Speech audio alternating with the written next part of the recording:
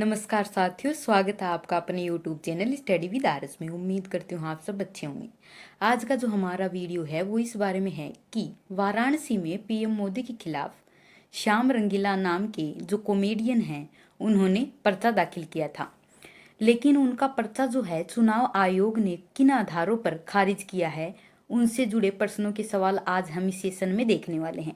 तो सबसे पहले तो देखें कि खबर क्या है, उसके बाद देखें कि श्याम रंगीला है कौन, और इस मुद्दे से जुड़े जो भी प्रश्न होंगे वो हम आज इसमें करने वाले हैं। और ये जो विषय है ये हमारे भारतीय राज्य व्यवस्था पेपर 2 और एथिक्स से संबंधित है।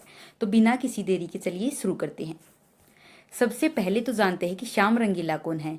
श्याम रंगीला दरअसल राजस्थान में एक कॉमेडियन के तौर पर कार्य करते हैं, जो कि वाराणसी से पीएम मोदी के खिलाफ लोकसभा इलेक्शन में खड़े हो रहे थे। लेकिन जो डीएम है, रिटर्निंग ऑफिसर है वाराणसी के, उन्होंने इनका पर्चा जो है कुछ आधार बनाकर रद्द कर दिया है। तो उसी से जुड़े जो सवाल हैं वो हमारे सामने हैं कि मोदी के खिलाफ चुनाव लड़ने के लिए नामांकन करने वाले श्याम रंगीला का नॉमिनेशन किन आधारों पर खारिज किया गया है। साथ ही लोकसभा इलेक्शन के लिए कौन है वो नामांकन दर्ज कर सकता है, यानी कि योग्यता क्या है। साथ ही नामांकन करने की प्रक्रिया क्या है। साथ ही क्या उम्मीदवार को आरओ के सामने यानी कि रिटर्निंग ऑफिसर के सामने कोई शपथ लेनी होती है या नहीं।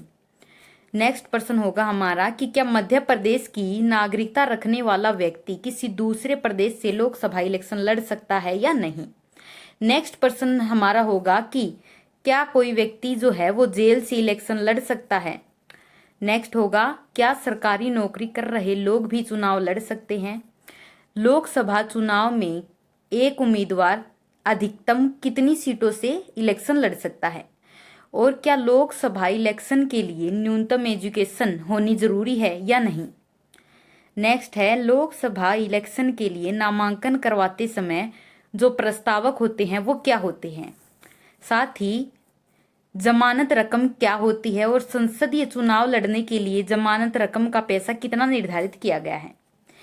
हमारा अंतिम प्रश्न होगा कि नॉमिनेशन खारिज करने का आखिर अधिकार किसके पास होता है, क्या उसे कोर्ट में चुनौती दी जा सकती है या नहीं।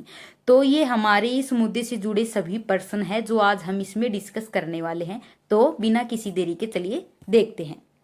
दरअसल ये है श्याम रंगीला, जैसा कि मैंने बताया कि ये राजस्थान में कॉमेडियन है, ठीक है। और इन्होंने पीएम मोदी के खिलाफ वाराणसी लोकसभा सीट से 2024 के लिए नामांकन भरा था।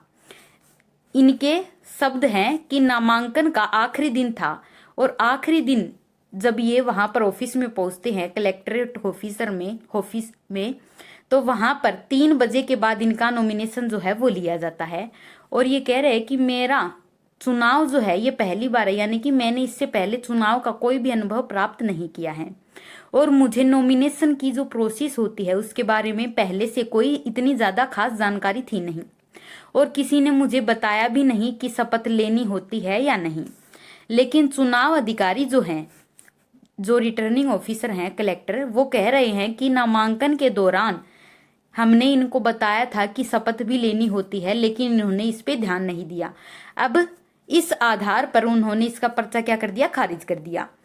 अब जनप्रतिनिधि अधिनियम जो है 1961 ये कहता है कि नॉमिनेशन भरने के दौरान कैंडिडेट जो है इसको शपथ पत्र जमा कराते समय एक ओथ कमिश्नर होता है, यानी कि फर्स्ट क्लास मजिस्ट्रेट या नोटेरी पब्लिक के सामने एक ओथ लेनी होती है कि वो संविधान में विश्वास करता है और वो संविधान के नियमों को ही मानेगा। और इससे ये डिसाइड हो जाता है कि जो कैंडिडेट है इसके द्वारा जो भी उसके नॉमिनेशन फॉर्म में जो जानकारी दी गई है उसके बारे में, उसके परिवार के बारे में, वो सब सही है। और यदि वो शपथ नहीं लेता है तो कैंडिडेट का नॉमिनेशन जो है वो रिजेक्ट हो जाता है, ठीक है। अब दूसरा जो प्रश्न है हमारा वो ये है कि लोकसभा इलेक्शन के लिए कौन व्यक्ति जो है वो नॉमिनेशन कर सकता है। जो रिप्रेजेंटेशन ऑफ पीपुल एक्ट 1951 है वो कहता है कि इसके लिए 5 योग्यताएं जो हैं वो व्यक्ति के पास होनी चाहिए। यदि ये 5 योग्यताएं किसी व्यक्ति के पास है तो वो लोकसभा इलेक्शन आसानी से लड़ सकता है। पहली बात तो ये है कि कोई भारत का व्यक्ति ही लोकसभा के लिए खड़ा हो सकता है और उसकी जो उम्र है वो कम से कम 25 साल होनी चाहिए। यदि उस 25 साल है तो भी वो इलेक्शन लड़ सकता है और उससे ऊपर है तो वो इलिजिबल है ही है। साथ ही उसका नाम जो है उसकी वोटर लिस्ट में भी होना चाहिए और वो भारत सरकार या राज्य सरकार के तहत किसी भी सरकारी पद पर कार्य नहीं करना चाहिए। साथ ही उसकी जो मानसिक स्थिति है वो भी सही होनी चाहिए। मानसिक के साथ उसकी जो आर्थिक हालत है वो भी अच्छी होनी चाहिए कि वो जमानत राशि जो है वो अच्छे से जमा कर पाए। वो दिवालिया नहीं होना चाहिए ताकि जब वो कोई पद ग्रहण करे तो उसके तहत जो उससे मिलने वाली जो राशि है वो अपने ही दिवालियापन को दूर करने में लगा दे।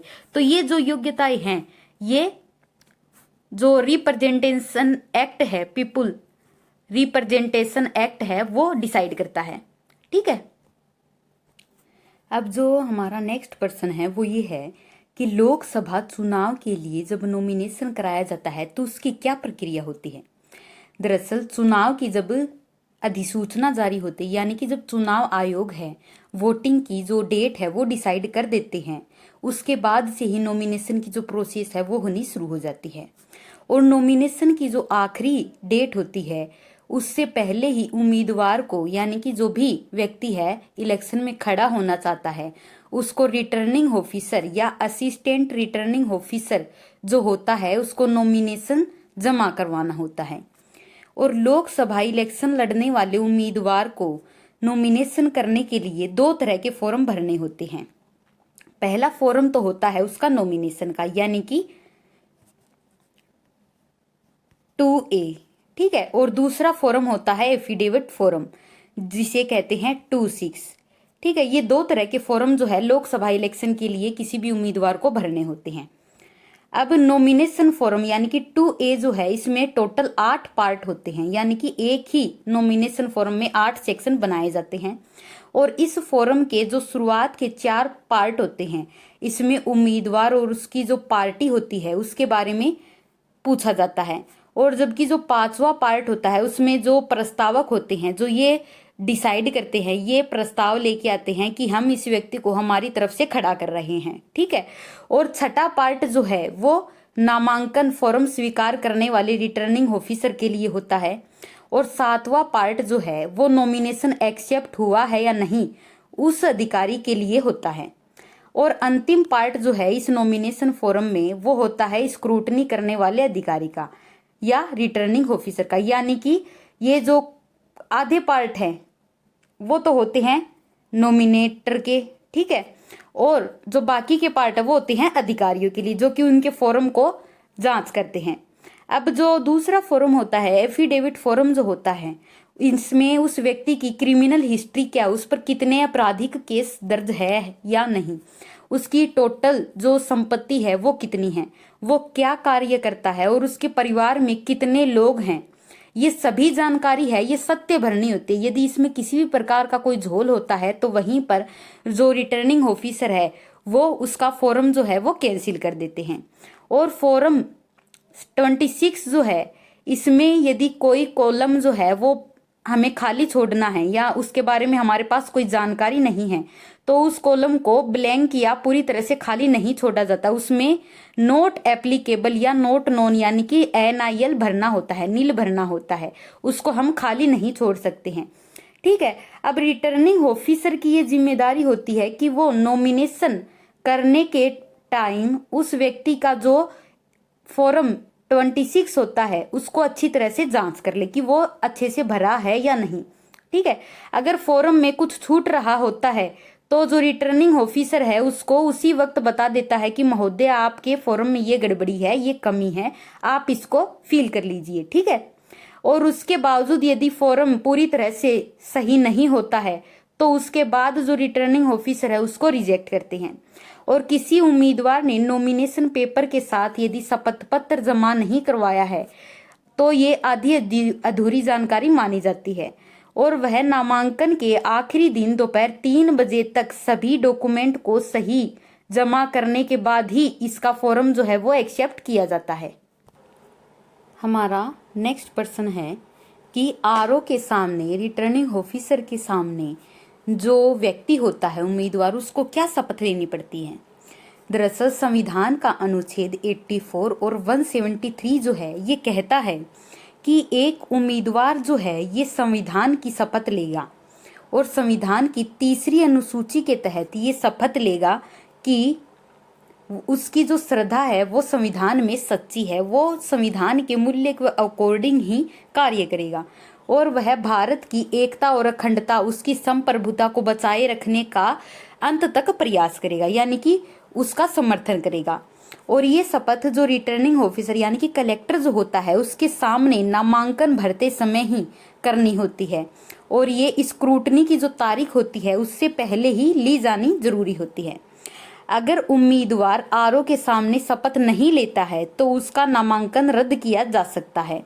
और वाराणसी में श्याम रंगीला का नामांकन भी इसी आधार पर रद्द हुआ कि उन्होंने रिटर्निंग ऑफिसर के सामने कोई शपथ नहीं ली। लेकिन इनके अकॉर्डिंग यदि श्याम रंगीला का मत देखा जाए, दोनों ही पक्षों को हमें जानना जरूरी है।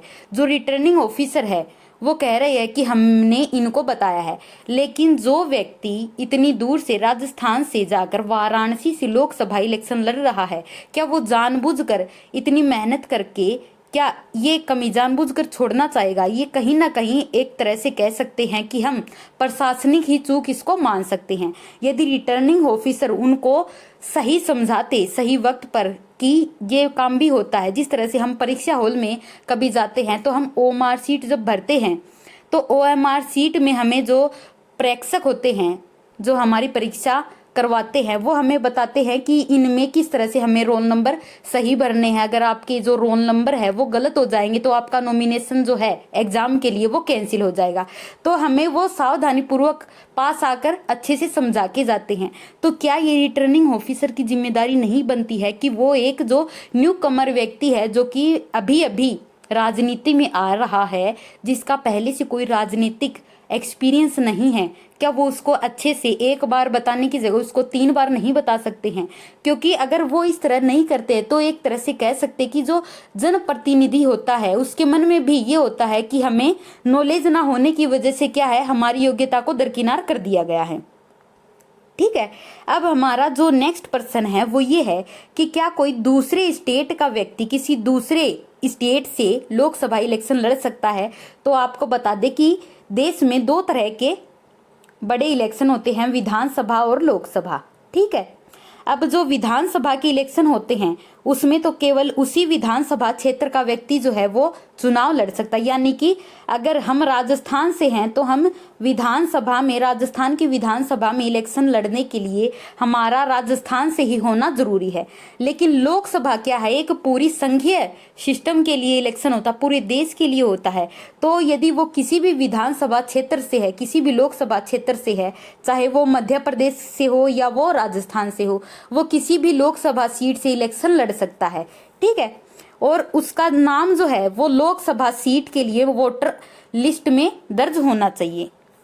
लेकिन इसके लिए कुछ अपवाद है कि लक्षद्वीप, आसाम और सिक्किम में हम जो है आम चुनाव नहीं लड़ सकते। यहाँ पर केवल वहाँ के लोग ही, रजिस्टर वोटर ही जो है, यहाँ के स्थानीय लोग ही वहाँ पर इलेक्शन लड़ सकते हैं। अब हमारा नेक्स्ट प्रश्न है कि मान लीजिए कोई व्यक्ति जेल में है, ठीक है, कैद में है, तो वो चाहता है कि मैं इलेक्शन लड़ूं, तो क्या उसके पास ये अधिकार है कि वो इलेक्शन लड़ सकता है। दरअसल जो रोपा 1951 है वो कहता है कि कोई जेल में बंद कैदी है, यदि उसको 2 साल से कम सजा मिली है तो वो इलिजिबल है कि वो चुनाव लड़ सकता है। लेकिन यदि उसको 2 साल से ज्यादा की सजा मिली है तो वो इलेक्शन नहीं लड़ सकता है। ठीक है, उसको यदि 2 साल से ज्यादा सजा दी गई है तो उसको इलेक्शन लड़ने का कोई अधिकार नहीं होता है, भले ही उसको जमानत पर बाहर भेज रखा हो। लेकिन कुछ गंभीर अपराधों में भी यदि मान लीजिए व्यक्ति को सजा दी गई है लेकिन उसको 2 साल से कम हुआ है जेल में रहते हुए, तो वो इलेक्शन लड़ सकता है। यानी कोई व्यक्ति जेल में बंद है या न्यायिक हिरासत में होने के बावजूद भी चुनाव लड़ सकता है, भले ही उसे किसी मामले में दोषी करार दिया गया हो या नहीं। बस उसकी सजा की अवधि जो है वो 2 साल से कम होनी चाहिए। यानी कि किसी अपराधी को यदि 2 साल हो गए हैं जेल में तो इलेक्शन नहीं लड़ सकता है।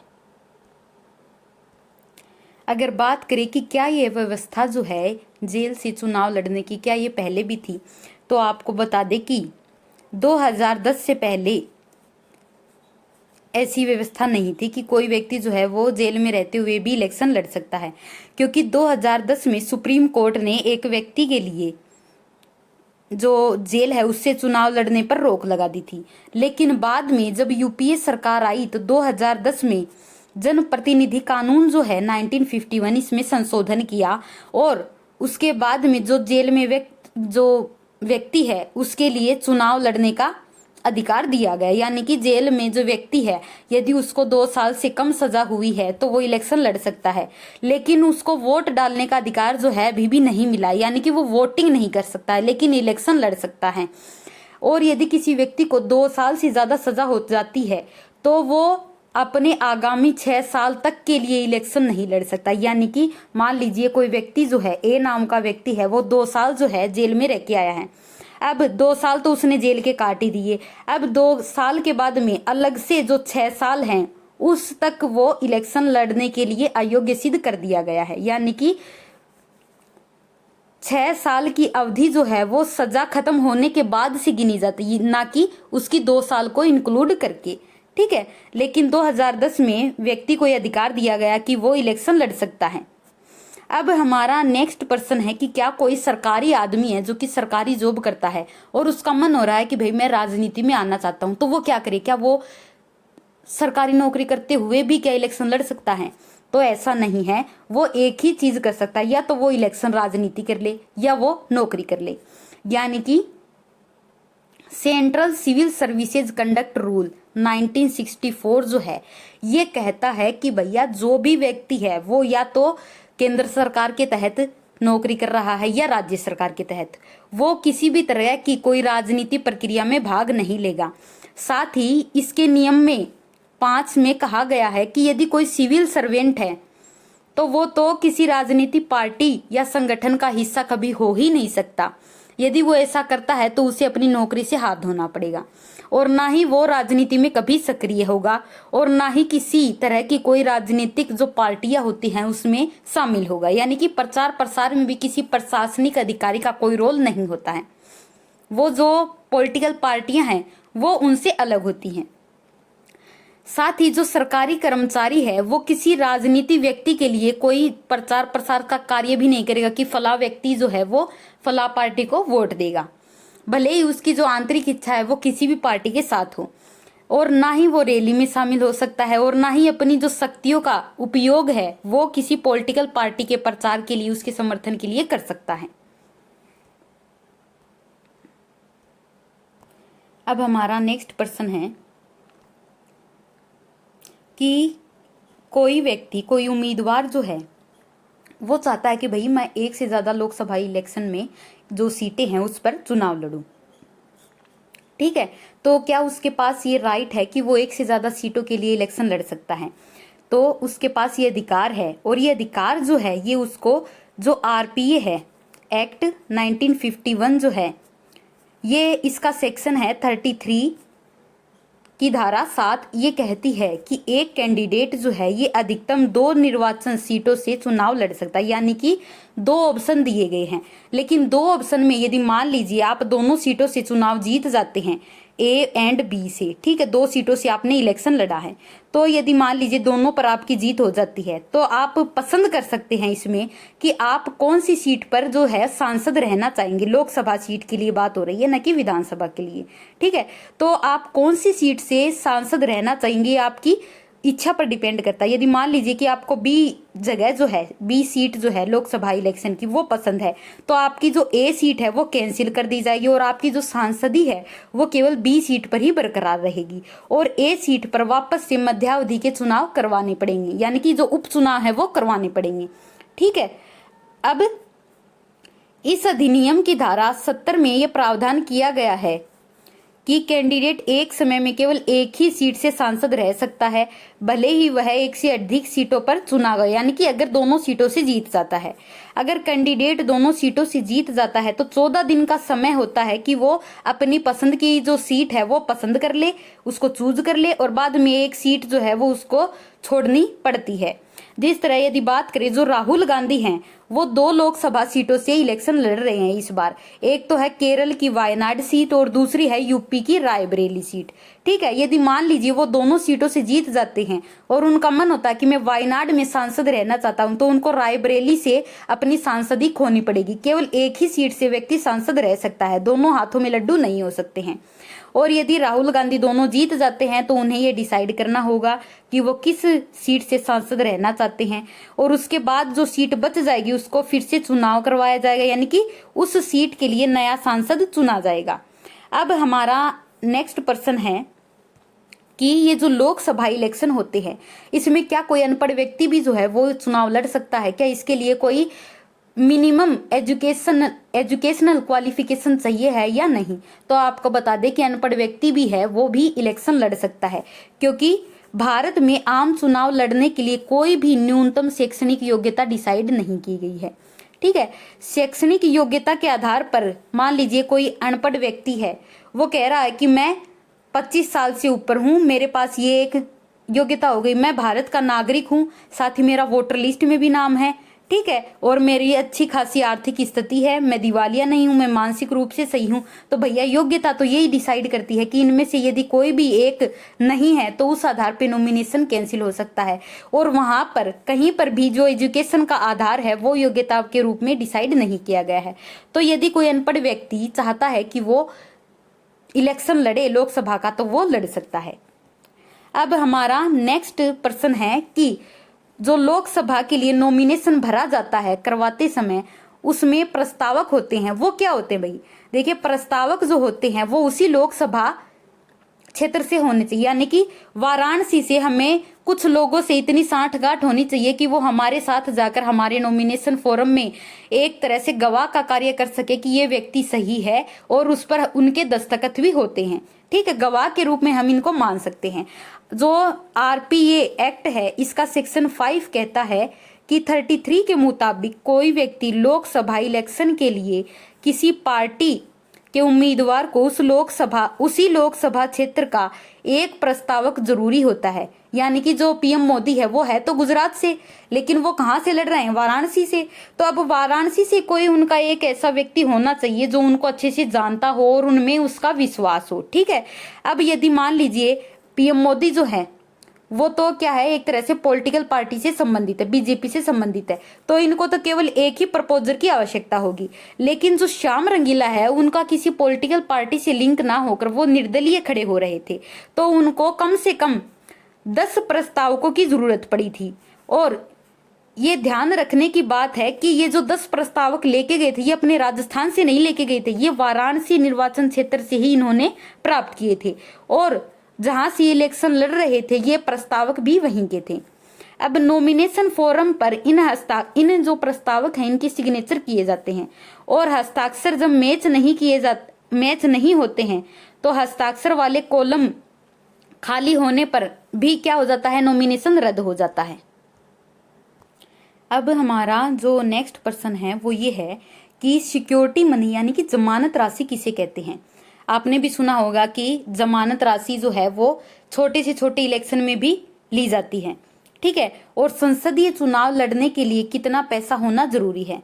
यदि बात करें लोकसभा इलेक्शन की, तो लोकसभा इलेक्शन में जो व्यक्ति नॉमिनेशन करना चाहता है उस उम्मीदवार को जो सिक्योरिटी मनी है वो 25,000 रुपए जमा करवानी पड़ती। लेकिन जो SC/ST जो कास्ट है इसके लिए सरकार ने इसमें छूट दे रखी है, कानून ने छूट दे रखी है। इस कम्युनिटी के लिए 12,500 रुपए जो है जमानत राशि के रूप में जमा करवाना होता है SC/ST के लिए। लेकिन जो जनरल से जो इलेक्शन लड़ रहा है उसको 25,000 रुपए जो है वो जमानत राशि यानी कि सिक्योरिटी मनी के तौर पर जमा करवाने पड़ते हैं, और ये पैसा किसी बैंक में चालान के जरिए जमा करवाना पड़ता है।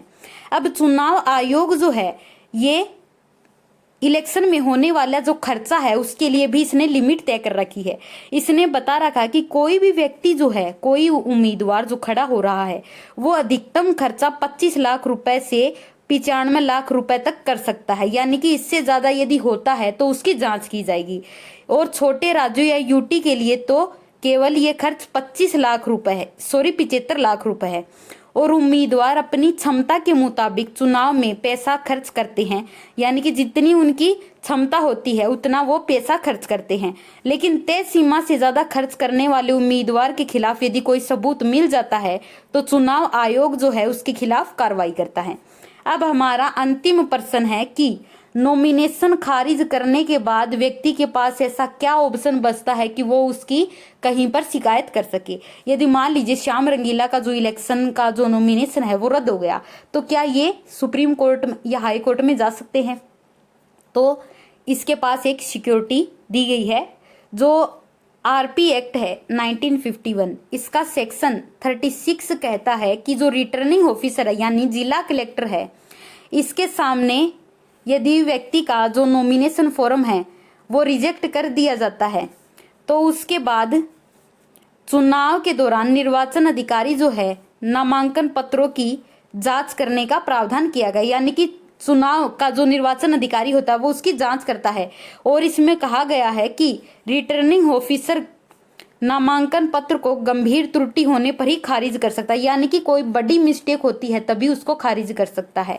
और यदि नामांकन खारिज होने की स्थिति में कैंडिडेट यदि उसको कोर्ट में चुनौती देना चाहता है कि मेरा गलत आधार बनाकर नॉमिनेशन जो है वो रद्द किया गया है, तो वो कोर्ट में जा सकता है, यानी कि उसको चैलेंज कर सकता है। यदि उसके पक्ष में फैसला आ जाता है तो उसको वापस से चुनाव लड़ने का अधिकार दिया जाएगा। ठीक है, तो ये थे हमारे इससे संबंधित प्रश्न जो हमने देख लिए हैं। अब आपके लिए एक इस मुद्दे से जुड़ा प्रश्न दिया गया है, वो कि एथिक्स से संबंधित है। इसमें कहा गया है कि भारतीय राजनीति में युवा योग्य होते हुए भी युवा वर्ग का जो प्रतिनिधित्व है वो बहुत ही कम है। इसके पीछे के क्या नैतिक कारण हैं और क्या आप इनका प्रतिनिधित्व बढ़ाने के लिए क्या उपाय करेंगे? दरअसल अगर आप इसको केस स्टडी के तौर पर देखें तो जो श्याम रंगीला का जो नॉमिनेशन है उसमें हमारे पास 3 पॉइंट निकल कर आते हैं। मैं आपको पॉइंट के रूप में बता देती हूँ, बाद में आप इस पर अपने विचार रख सकते हैं। पहला तो ये कि वो एक तरह से फ्रेशर थे, उनको किसी तरह का इलेक्शन का एक्सपीरियंस नहीं था। ठीक है, और उनके पास जो योग्यता होनी चाहिए थी वो योग्यता वो पूरी कर रहे थे। ठीक है, तो उनका ये प्लस पॉइंट बनता था। लेकिन जो रिटर्निंग ऑफिसर है उसकी जिम्मेदारी होती है कि वो व्यक्ति को क्या करे, जो उम्मीदवार है उसको पूरी जानकारी प्रोवाइड करे। यदि मान लीजिए हम उसको नैतिकता के आधार पर देखें तो ये कोई छोटा मौका नहीं होता है कि लोकसभा इलेक्शन में किसी छोटी सी त्रुटि के लिए किसी व्यक्ति को एक मौका भी नैतिक तौर पर ना देना, वो गलत है। ठीक है, तो ये हमारे चर्चा के बिंदु रहे हैं आज। उम्मीद करती हूँ आपको ये सेशन पसंद आया है, तो प्लीज इसे लाइक, शेयर और सब्सक्राइब करना ना भूलें। Thank you.